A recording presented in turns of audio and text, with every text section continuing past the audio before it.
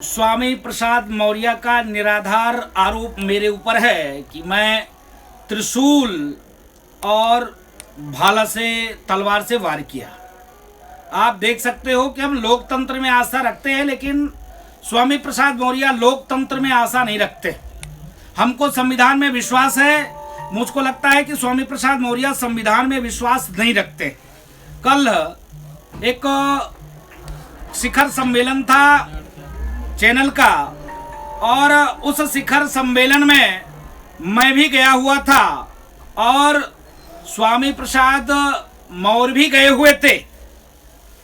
जिस प्रकार से स्वामी प्रसाद मौर्य सनातन धर्म संस्कृति को, रामचरितमानस को, साधु संतों को आतंकवादी कह रहे थे, उसके बाद हम लोगों का कार्यक्रम था। मैं उसी ताज में ही उस कार्यक्रम में जा रहा था। उधर से स्वामी प्रसाद मौर्य आ रहे थे।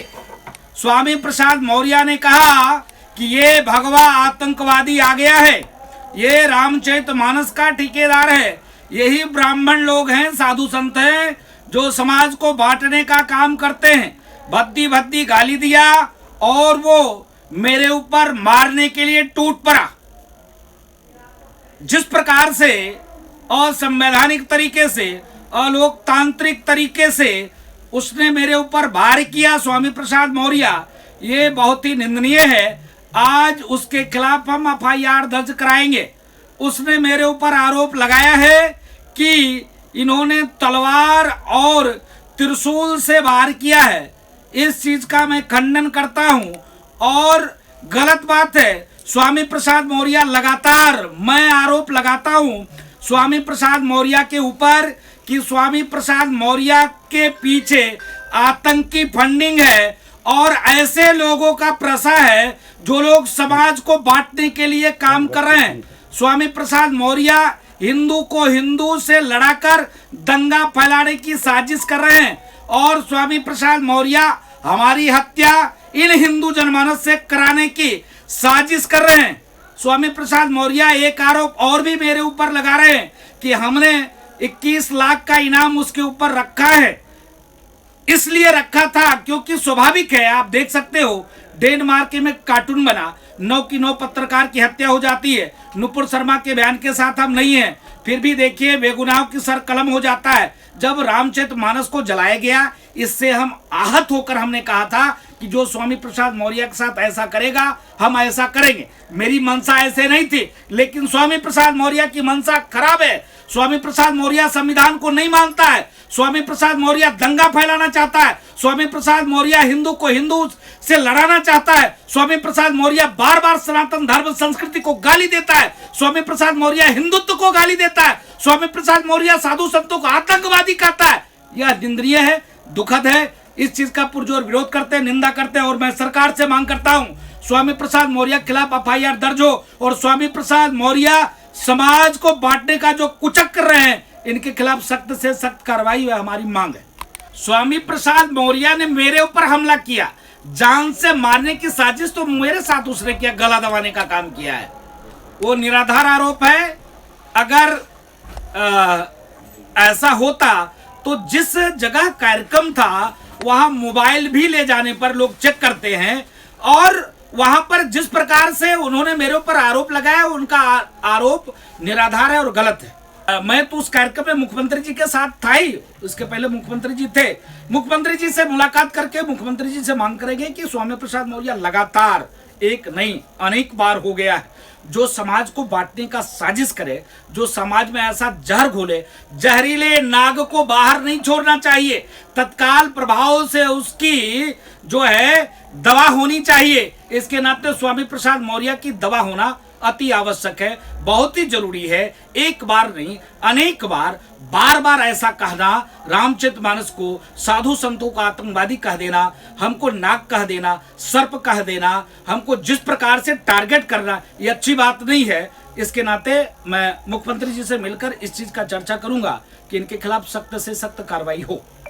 इसी बात कर लेकर तो बात हुआ था। जब उन्होंने कहा कि भगवा आतंकवादी, तो हमने कहा कि स्वामी जी, आप जिस पार्टी की राजनीति करते हैं, विपक्षी पक्ष को, सत्ता पक्ष को बोलने का आपको अधिकार है, लेकिन सत्ता पक्ष और विपक्ष को बोलते बोलते इतना भी मत बोल जाइए कि सनातन धर्म संस्कृति को गाली दीजिए, हिंदुत्व को गाली दीजिए, साधु संतों को गाली दीजिए, ब्राह्मणों को गाली दीजिए। हिंदुत्व, सड़ी हुई हिंदुत्व कहना, ये मतलब जिस प्रकार से ऐसे हिंदुत्व को कूड़े दाने में डाल दें, ये कौन सी बात हो गई। एक तरफ तो मैं अखिलेश यादव जी के ऊपर भी आरोप लगाता हूं, एक तरफ अखिलेश यादव जी यह कहते हैं कि हम सभी धर्मों का सम्मान करते हैं, सभी वर्गों का सम्मान करते हैं, तो उनके नेता ब्राह्मणों को गाली दे, उनके नेता साधु संतों को गाली दे, उनके नेता हिंदुत्व को गाली दे, तो उसको प्रोत्साहन क्यों देते हैं। बार बार उनके प्रोत्साहन के द्वारा ही स्वामी प्रसाद मौर्य के कहने पर रामचरितमानस जलाई गई है, और स्वामी प्रसाद मौर्य के कहने पर ही, और स्वामी प्रसाद मौर्य के साथी और स्वामी प्रसाद मौर्य ने मेरे ऊपर जानलेवा हमला किया है और हत्या करने का प्रयास किया। वो 50 लोग थे, मैं तो अकेले था। वो तो सनातन प्रेमी थे जिसने जय श्री राम का नारा लगाया।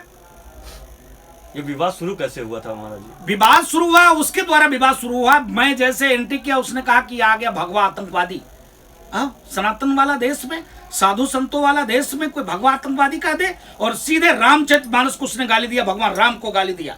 ये अच्छी बात नहीं है। आप पार्टी को गाली दे सकते हो, आप राजनीति करते हो, लेकिन आप भगवान को गाली दो, सनातन संस्कृति को गाली दो, हिंदुत्व को गाली दो, ये बर्दाश्त नहीं होगा। उसके लिए प्राण देना पड़े, जान देना पड़े, राजू दास जान देंगे, ये लड़ाई लड़ेंगे, और स्वामी प्रसाद मौर्य को माफी मांगना पड़ेगा। नहीं तो मैं डंके की चोट पे कहता हूं, किसी भी जिले में स्वामी प्रसाद मौर्य नहीं घुस पाएंगे, क्योंकि सनातनियों की से बहुत कष्ट है, सनातनी बहुत आहत है, हिंदू बहुत दुखित हैं इस चीज को लेकर कि बराबर सनातन धर्म संस्कृति को गाली देना ये अच्छी बात नहीं है। मैं पूछता हूं, स्वामी प्रसाद मौर्य कुरीति की बात करते हैं, स्वामी प्रसाद मौर्य नारी की संरक्षण की बात करते हैं, समानता की बात करते हैं, सामंजस्य की बात करते हैं, तो मेरा सवाल है कि जिस चौपाई को लेकर स्वामी प्रसाद मौर्य कमेंट कर रहे हैं, उसमें लिखा है ढोल गमार शूद पशुनारी सकल ये तारना के अधिकारी। किसने कहा है? क्या भगवान राम ने कहा है? क्या किसी साधु संतों ने कहा है? क्या किसी ब्राह्मण ने कहा है? नहीं, स्वामी प्रसाद मौर्य जी, आप इस चीज को पढ़ लो। वो समुद्र ने कहा है भगवान से कि हाँ, ये सब लोग शिक्षा के अधिकारी हैं, ध्यान देने के अधिकारी हैं, इसके ऊपर जब तक आपका कृपा नहीं होगा प्रभु, ये ठीक नहीं होगा। ये शब्द का उसने इस्तेमाल किया है। और मैं पूछता हूं स्वामी प्रसाद मौर्य जी से कि कल डिबेट में जब एक पत्रकार ने वहां पर बाइबिल भी रखा, कुरान भी रखा, उस पर आपने सवाल नहीं खड़े किए। कुरान में सीधे तौर पर मेरे लिए लिखा गया ये काफिर हैं, ये मूर्ति पूजक, ये बुत पूजक को हत्या करोगे तो 72 हूरे मिलेंगे, ये लिखा हुआ है। उस पर क्या ये कुरीति नहीं है? ये कुप्रथा नहीं है? इस पर आपने सवाल खड़े किए क्या? बाइबिल में क्या नहीं लिखा है उस पर आपने सवाल खड़े किया क्या? सिर्फ सनातन धर्म संस्कृति ही लग गया क्योंकि हम सहिष्णु हैं, कोई बात नहीं, आप कुछ भी कहकर निकल जाएंगे, कोई समस्या नहीं है, क्योंकि हम बोलने वाले नहीं है।